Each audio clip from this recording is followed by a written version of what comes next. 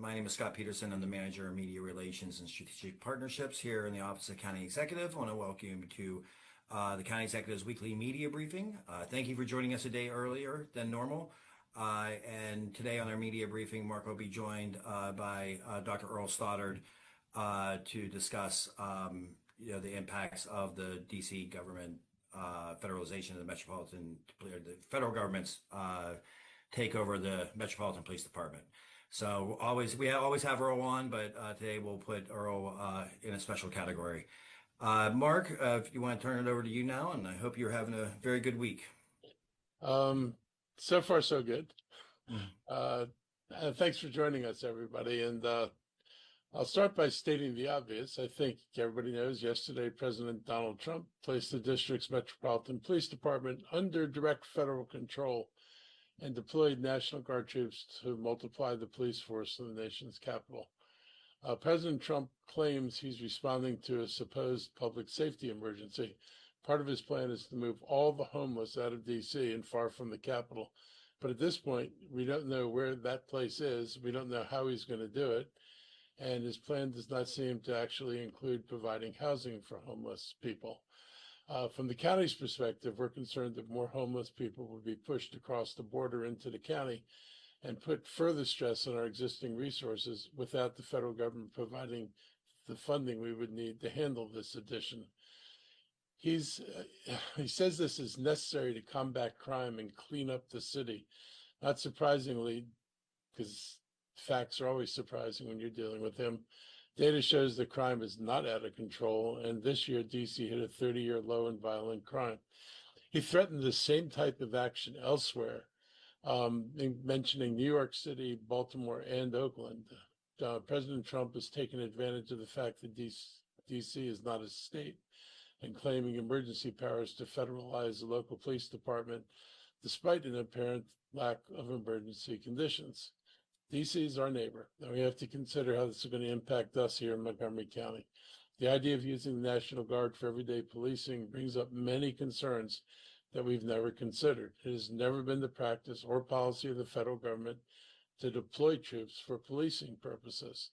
National Guard, people who have regular civilian jobs, are not trained to be police officers. They don't know the laws or rules of policing, let alone the specific laws and rules in the District of Columbia. What they are trained for is combat, not police work.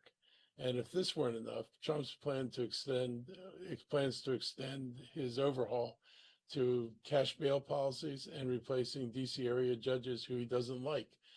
And all of that may wind up impacting us. He even appears to be creating new criminal statutes on the fly, declaring that those who even think about destroying a statue or monument will go to jail for 10 years.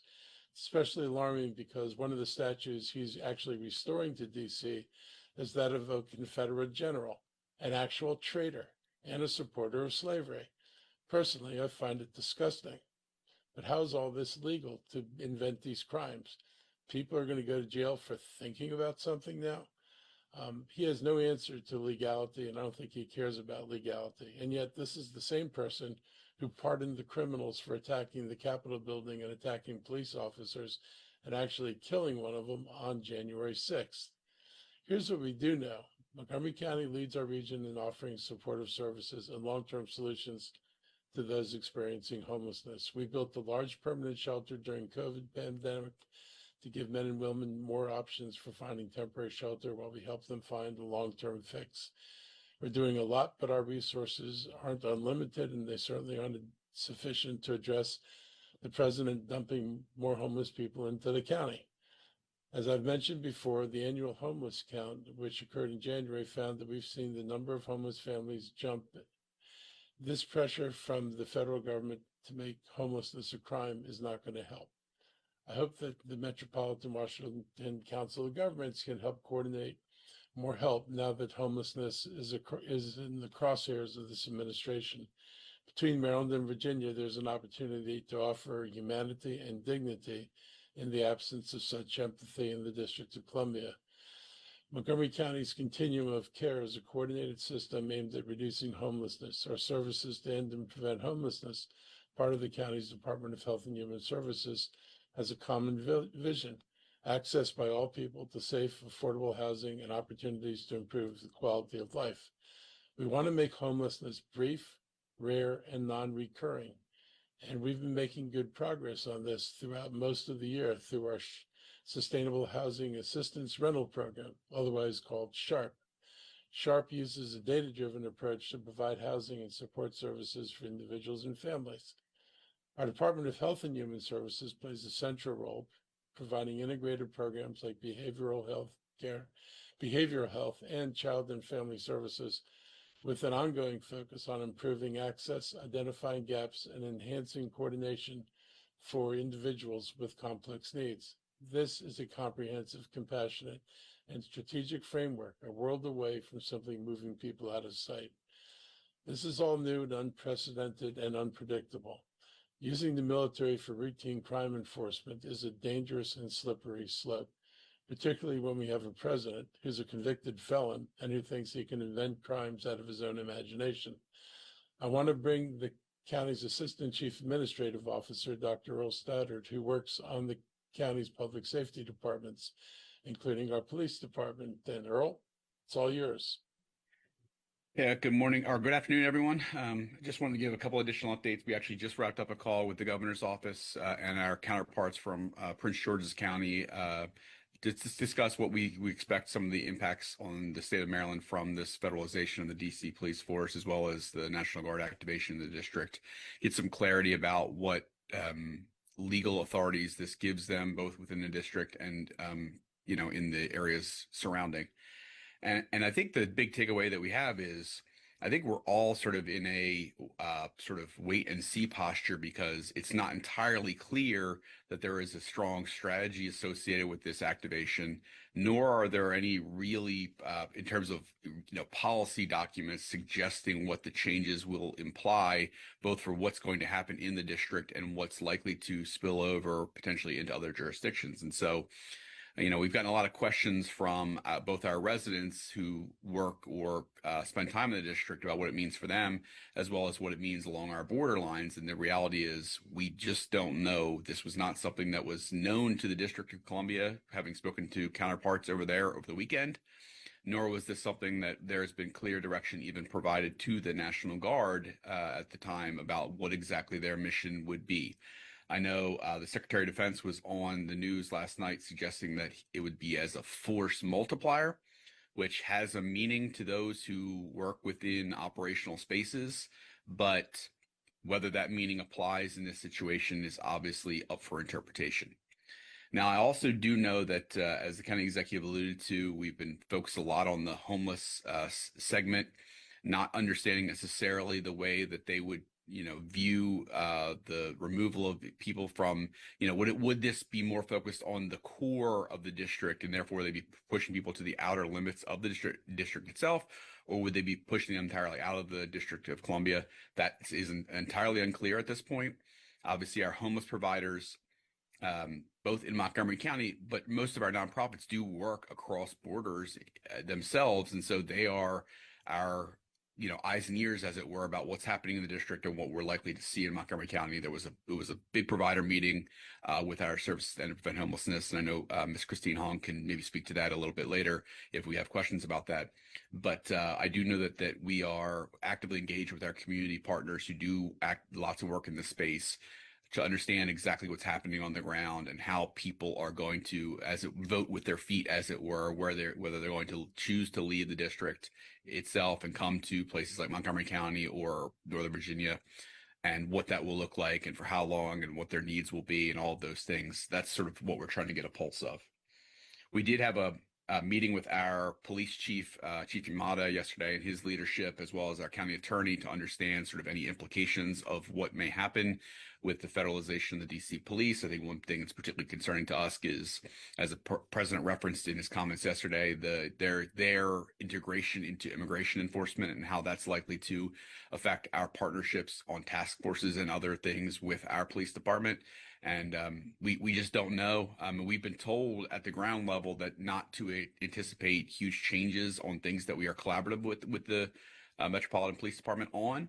But again, we have to take that with the appropriate skepticism, considering there just aren't plans or procedures that have been defined about what changes are occurring. And so we have to leave it at as to what that may mean for us operationally. And so I will stop there. And I think obviously there may be questions that members of the media have on this topic. Thanks, Earl. If again, members of the media, we'll take questions on this specific topic now, and then if you have off-topic questions, we will wait to the end after Mark gives a couple more remarks and our HHS team reports out. Hands up for any questions. Scott Gelman, WTOP. Thank you for joining us today. Hi, thank you all. Just two follow-ups to what was just said. The first of which, the county executive mentioned concerns about an possible increase in homeless migration into Montgomery County. If you could describe a little bit more about what specific concerns you all are hearing from those organizations about resources, where they might go, or things that they're doing to prepare in anticipation of that. So thank you, Scott. And just FYI, I just want to remind Earl that Mark, Christine Hong is also on to address any of these questions as well. So sorry. Maybe I'll say something briefly and defer to Christine, but we share a border with DC. We have a major shelter at the district line in Silver Spring. It is easy for people to get to our other shelters because we always see people showing up from other jurisdictions. This isn't the first time people from DC cross border and come to the county, but our shelter spaces are full, and we serve a lot of meals, and we have very long lines, and we have people still living in encampments and on the street, and this is just going to magnify the problems we have to deal with, whether it's providing additional housing or it's feeding people. We're not going to let people starve. So the nature of who we are means this is going to add an additional burden to what we need to do here. You simply can't walk away and say, you kicked out of DC, Montgomery County, not going to do anything. Good luck. That's not what we do. It would not be the main thing to do. And so I don't anticipate us getting an easy way out. And I'll let Christine maybe talk a little bit more about what she thinks about programmatic impacts. Thanks, Mr. County Executive. And I want to thank you also for taking the lead in our region as far as ensuring that we in Montgomery County continue to provide supportive services, shelter, and housing to people experiencing homelessness in a way that is with compassion, dignity, and respect. And we are very focused on continuing those efforts. We anticipate that we will see an increase in unsheltered homelessness in Montgomery County as a result of people leaving the district, people who are unsheltered there. And so we did have, as Dr. Stoddard mentioned, a meeting with our service providers for outreach services, emergency shelter, our drop-in centers, both for people in Silver Spring, but also for our youth in Wheaton, and also our crisis center, our prevention team, and our diversion services. So they are all preparing for a possible increase in people we may see in need of services. And what I've asked of them is to track the number of people who are coming from the district so we can have a sense of the need and assess that so that Montgomery County can be prepared with a response. And we know that Montgomery County cannot alone meet the needs of everyone in the region. And so we are also working with our partners collaboratively. We share data across the district and Prince George's County so that we can work together on coordinating our services. So this is exactly the type of situation where that would be very valuable so that we can talk about the impending impacts of the changes made.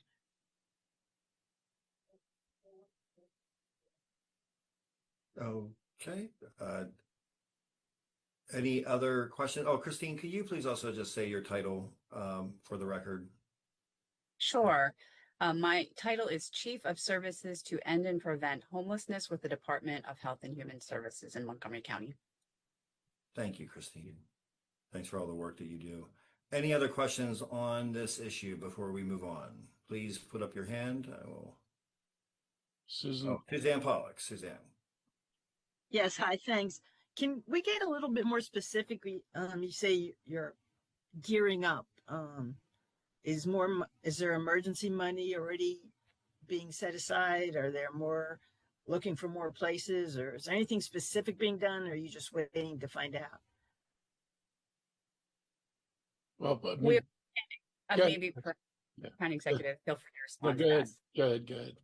We're preparing, we work in a data-driven way. And so in order to know if and when we need to respond, we need data to understand what the need is.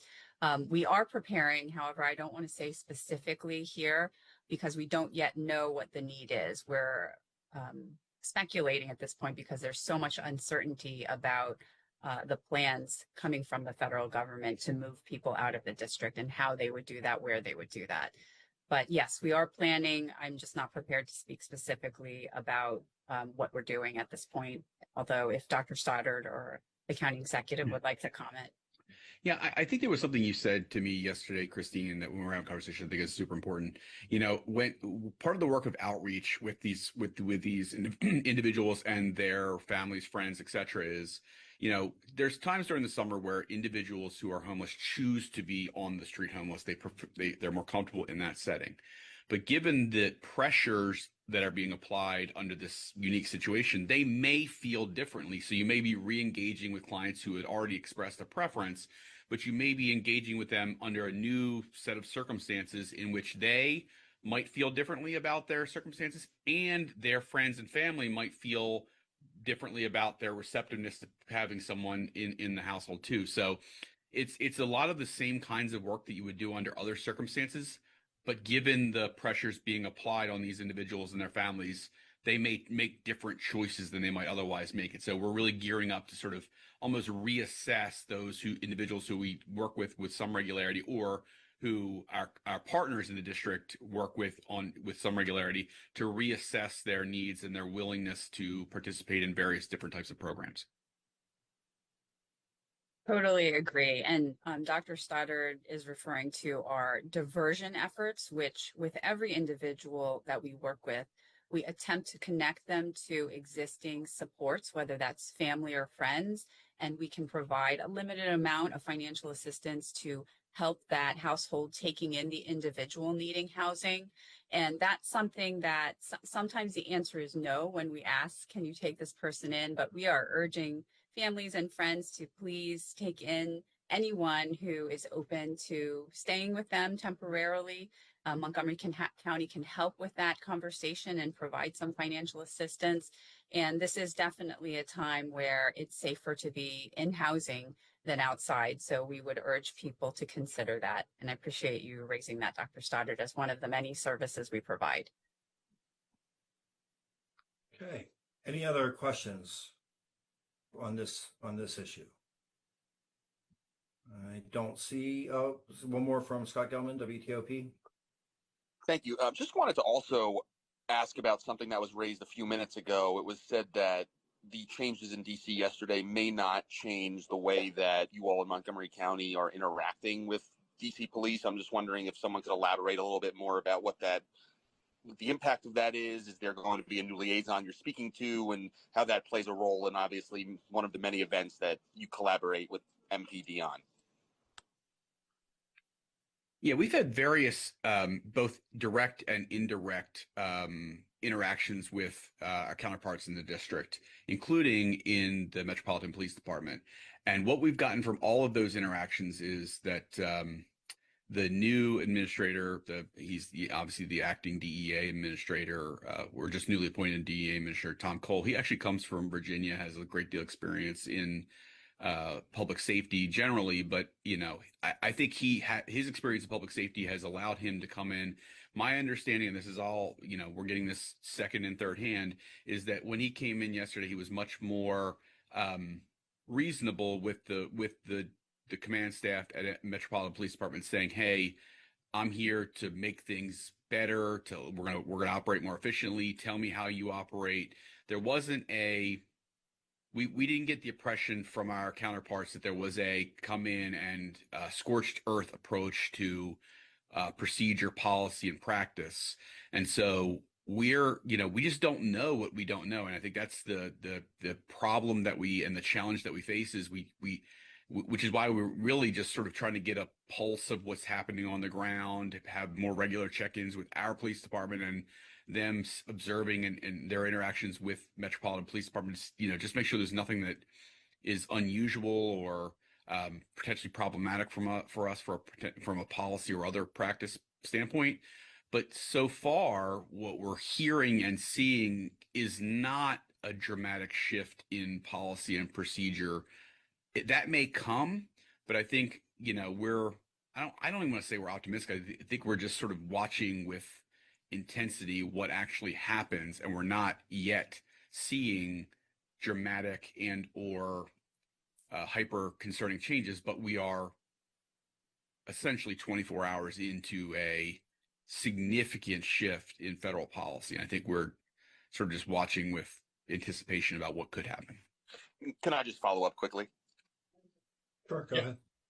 So, Dr. Stoddard, I just want to make sure from what you're describing, and again, I know you heard this second and third hand, but yesterday it was said by DC's mayor and several other folks that Chief Pamela Smith was still in charge of the Metropolitan Police Department. It sounds like you're describing that may not be the case from what you're hearing.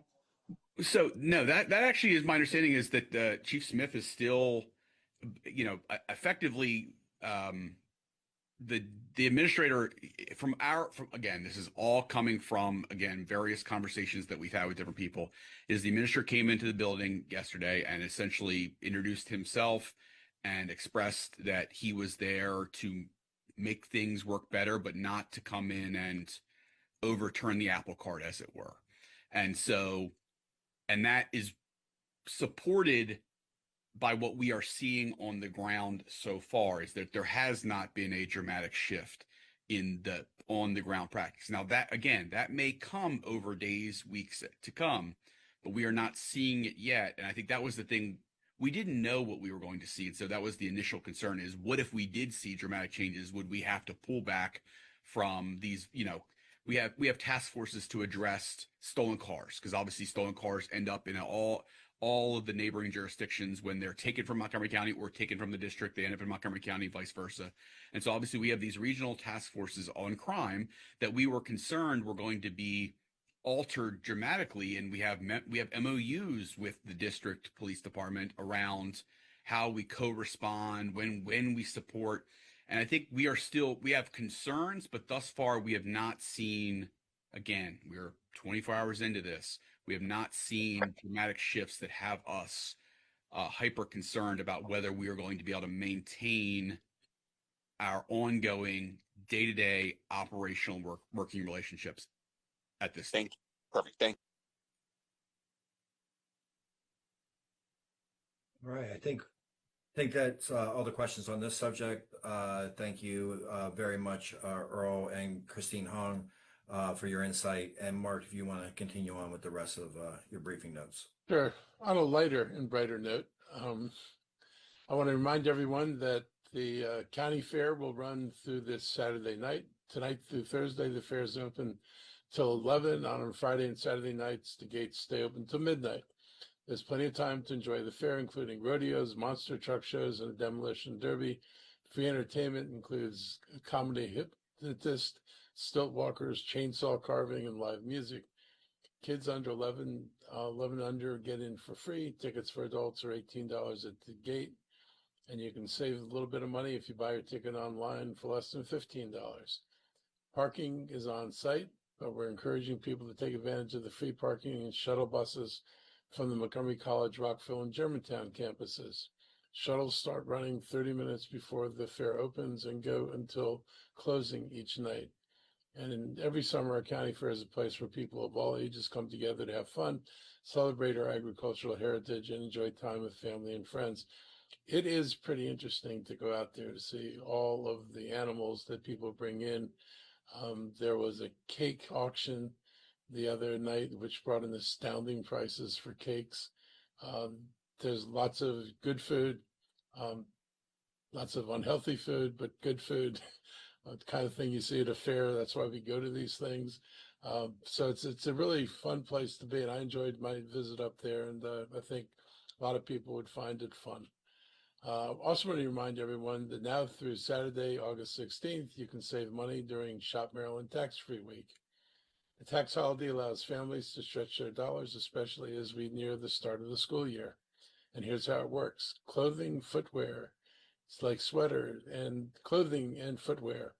I don't know why I like sweaters is next to footwear. Sweaters, shirts, and dresses are all priced up to $100 each, are tax-free. Other clothing including robes, underwear, belts, and shoes, and boots. The first $40 of a backpack or book bag purchase is also tax-free. So if you buy a backpack for $60, you only pay sales tax on 20 of it. Online purchases can qualify also, as long as you pay for the item during tax-free week and either receive it or during the week, or the retailer accepts your order for immediate shipment. And this is a good way to save on back-to-school essentials and support our local retailers. So if you're shopping this week for this kind of stuff, this is a good time to buy it and save a little bit of money on your taxes. This week, I'm going down to Mako conference, and I want to thank Comptroller Brooke Learman for her leadership and advocacy for many things, including tax-free week.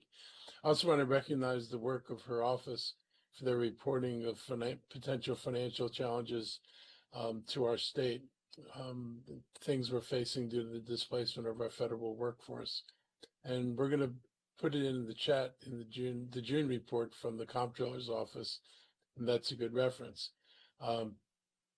There are a couple of slides from her office's most recent report that I wanted to share. And the first is a slide showing the differential salaries between the private sector and federal sector employees. And as you can see, there's a significant gap between private sector pay and government pay, and it repeats itself in Maryland, Virginia, and the District of Columbia, and as well as in the United States. So these jobs are high value, and they not only obviously benefit the people who make those salaries, but the revenues, the income tax revenues that come from high value jobs help the county. These are locations below that are employment centers throughout the state. And as you can see, Montgomery County and Prince George's County have more federal workers than the rest of the state combined.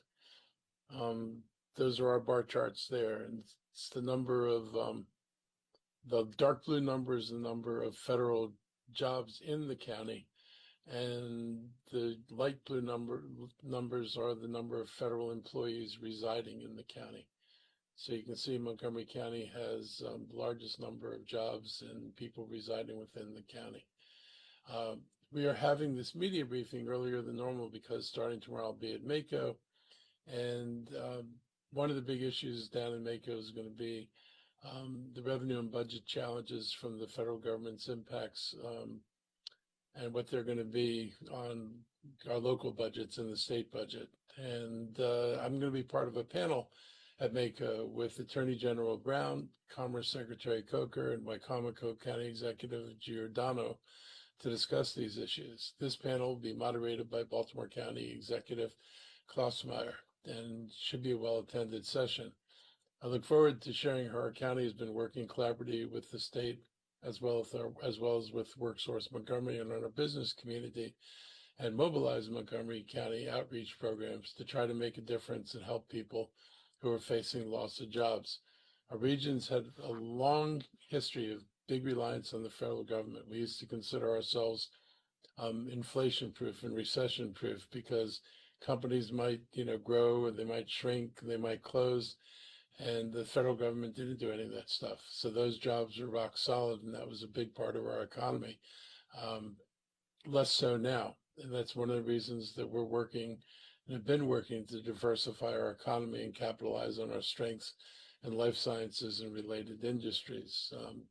Without actively trying to drive some of these things, we simply will not be able to replace the job loss. And so, we're more determined than ever to double down on our work to try to recruit more companies to come here and to be a place that can be seen as more than just a government town and more than just a life sciences space. We are going to continue to push hard on life sciences, but there are other opportunities that we're taking advantage of as well.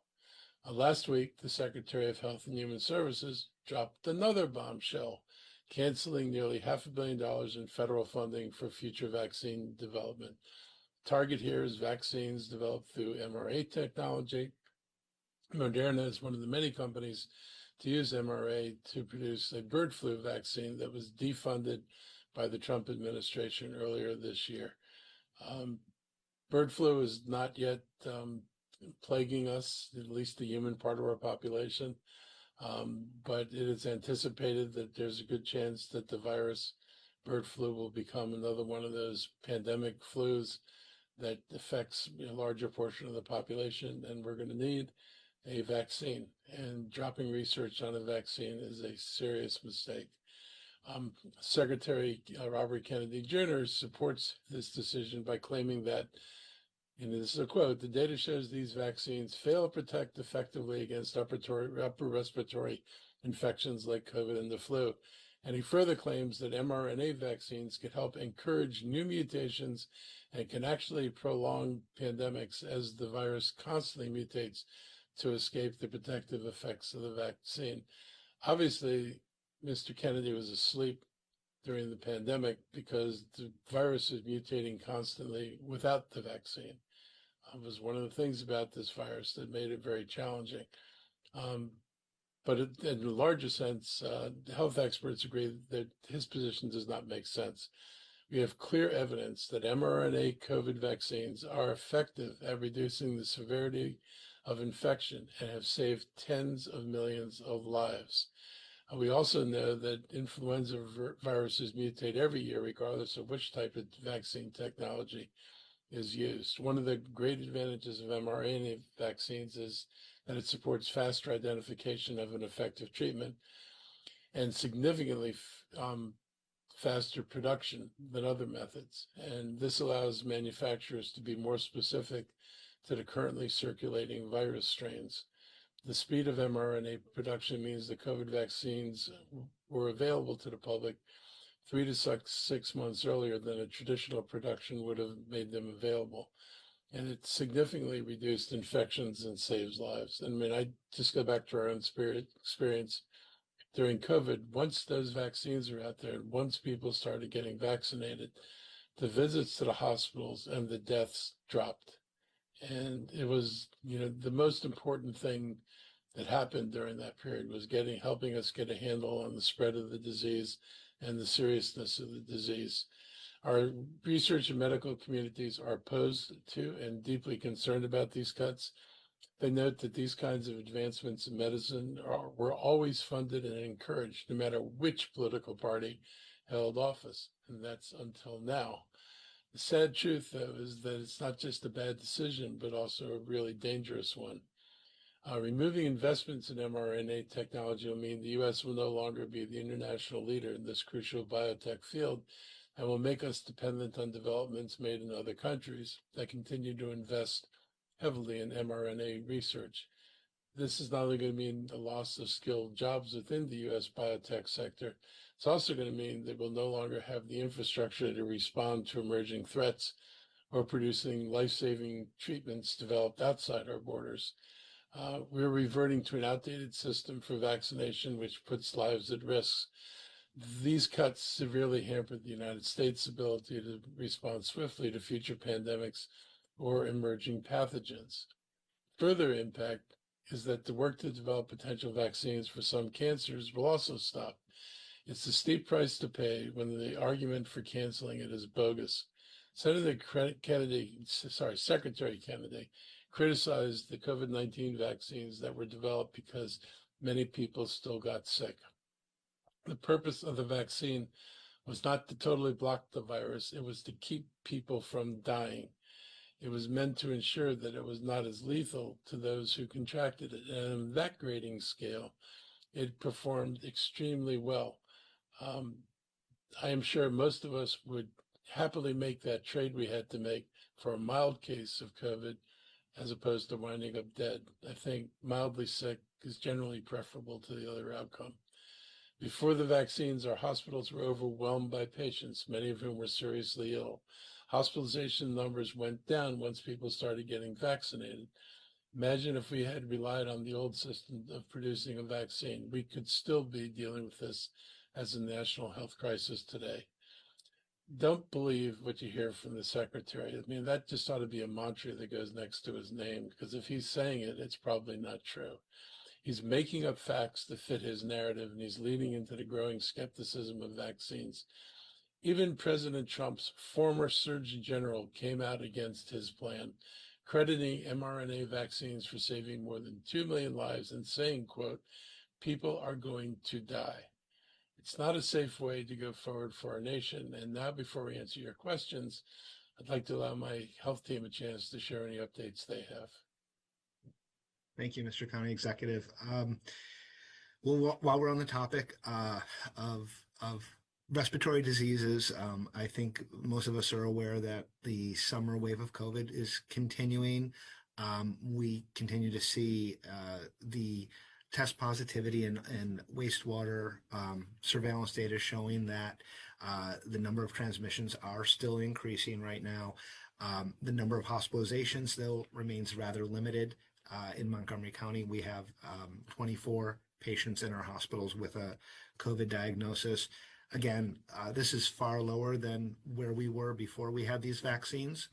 So those have certainly helped us get to the point where we have far fewer people being hospitalized and far fewer people dying from this disease. Again, we'll encourage people to get the updated vaccine, particularly if they have high vulnerability because of weakened immune systems, either due to age or underlying conditions, when that's released this fall. But we'll share more information as it comes out. And again, we appreciate the independent medical community who are weighing in on all of these things and helping to make sure that there's accurate scientific information for local and state public health departments to make these decisions. Thank you, Happy Mr. to take O'Donnell. any questions? Yeah. I don't have anything else to add. I think you've said enough for both of us. Okay, well, we'll put it to open questions. I have one more Dr. comment. Sardi, Scott, I have a sort of unique perspective on the mRNA vaccine technology that the county executive alluded to. I've talked about this previously, but it's been a few years. My graduate laboratory at the University of Pennsylvania, where I got my PhD, was actually the laboratory of Dr. Drew Weissman, who last year, 2023, received the Nobel Prize for Medicine for the development of the mRNA vaccine technology. I got my PhD more than about 20 years ago at this point. And so when I was in the laboratory, they were actively working on mRNA vaccines, and it was based on a whole bunch of work that had been done in the years and decades preceding the work that was done in the Weissman laboratory. And I sat on the bench immediately next to Dr. Caitlin Carrico, who shared that the Nobel Prize for Medicine for that year. And I have the unique exposure of, like, this is not technology that is new. It has certainly improved dramatically over the last decade or so, but it is not new technology. And the notion that this administration continues to lean on, that this is somehow abhorrent or, rapidly developed or improperly tested technology, just does not bear out in any review of the history of this technology. And furthermore, I would say this is akin to saying that, when papyrus came out, you were going to fight back against papyrus if you're the stone tablet producing person. And that's a lot like, this is a new technology. It has an absolute wonderful utility. It's a rapidly evolving technology, and one that not investing in is just imprudent on the part of our government.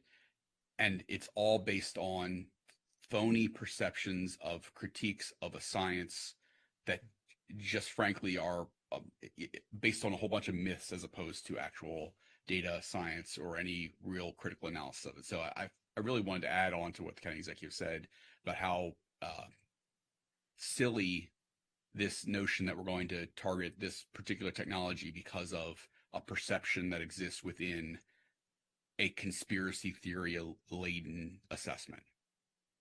To add on to that, Dr. Stoddard, when we have our next emerging threat that requires a quick response, a quick therapy that can come out, that mRNA can be that therapy, we won't have an infrastructure in the United States to build that. We will have to rely on purchasing that from other countries. we won't have the personnel with the experience of working within the United States because we won't have invested in it. And that's deeply concerning. So I'll add, since all of the other health officials weighed in, my rhetorical question is, how can you make America healthy again when you take away the resources and the tools that it prided itself on during COVID? All right. Well, thank you all. And thank you, Earl, for utilizing your doctorate towards this conversation. I appreciate that's an amazing insight you have. Any questions from on any other this issue or any other issues facing the county? Please raise your hand and I'll try to call on you.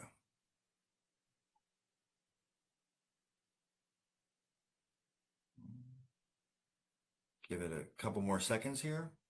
Oh, Suzanne, there you are. And Scott Gelman again. Suzanne, go ahead for Suzanne Pollock, MCM. Yes. Dr. Stoddard, as long as you're here, I was just wondering if there's any updates on possible ICE raids, or have they been around in the county? Are you still meeting and learning about that or on a regular basis?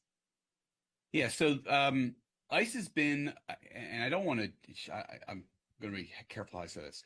ICE has been a little bit, we were at a point where we were asking ICE about their activities on a near daily basis, and they started to respond and essentially, hey, this is a little much. So we've been had a little less contact with ICE than we had for a period of time there. Right after the I don't even like to call it the big beautiful bill or whatever the funding mechanism was that really surged their funding. There was a lot of public concern, questions about it, and we were engaging with ICE very regularly. They not inappropriately, I think, said, hey, this is getting a little much in terms of having confirmed activities every single day. That said, what we are seeing on the ground is not a significant shift in our experience in Montgomery County. ICE is still operating on a regular, I would say, multi-times a week basis in Montgomery County. What we're seeing continues to look a lot to us like targeted enforcement. However, I will say that we are seeing an increase both in the collateral detentions, not significant in terms of, it's not like it's doubled or tripled or quadrupled over the last couple of months, but we're seeing more collaterals be picked up. And I think that's in part because they have more detention capacity within the overall system that has been funded as well. I don't anticipate we're going to see a real dramatic shift until they're able to hire and train up and get allocated some of these quote unquote 10,000 that ICE is trying to hire across the country. That would obviously lead to a surge in available agents in Montgomery County and in the state of Maryland. And we would anticipate that we'd see an increase in activity that would be consummate with that increase in personnel. And so we're thinking, even under the best case scenario, that's 3, 4, 5, 6 months potentially of hire, train, deploy, etc.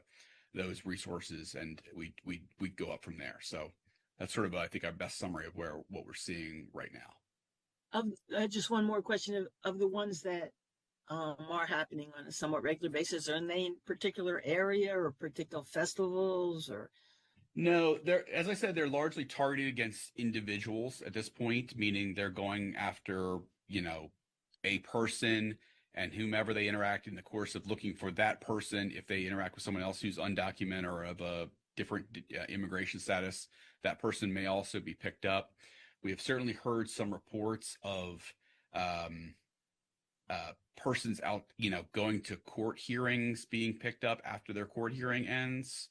But again, they're not, camping out at the courthouse every day, screening anyone who comes in the building, for example. They're looking for individuals, but they're looking for them in a whole bunch of different environments. And I will also note that we are hearing much more regularly that the individuals that they do pick up really only have immigration violations. They don't have other criminal records upon which, in the beginning, I think the quote was the worst go first. I think we are past the period where that can really be reasonably applied. Not, again, some people that they pick up will have criminal records, just a smaller percentage as we move forward month by month will have any other criminal record besides an immigration violation. Thank you. Scott Gelman, WTOP, your hand's back up. Thanks. And just wanted to ask Mr. County Executive, I know you put out a statement early last week regarding the school background check process Sure. and the OIG report. Just wanted to see what the status of all of that is as you understand it. And Dr. Taylor has also been a bit critical of some of the aspects of that OIG report. Just wondering if you've had conversations with him or what your response to some of those critiques might be. I'm not going to respond to the critiques. I mean, something went seriously wrong, and a lot of people should have gotten their background checks, and it wasn't done. What I can tell you is everybody's cooperating. We're working with the state. We're trying to get them to put more resources into this so we can make the cleanup as quick as possible. We'll need temporary staff. We don't need ongoing staff in order to move in that direction. So we're doing everything we can do within our own resources and resources from the state to help the school system get themselves back where they're supposed to be.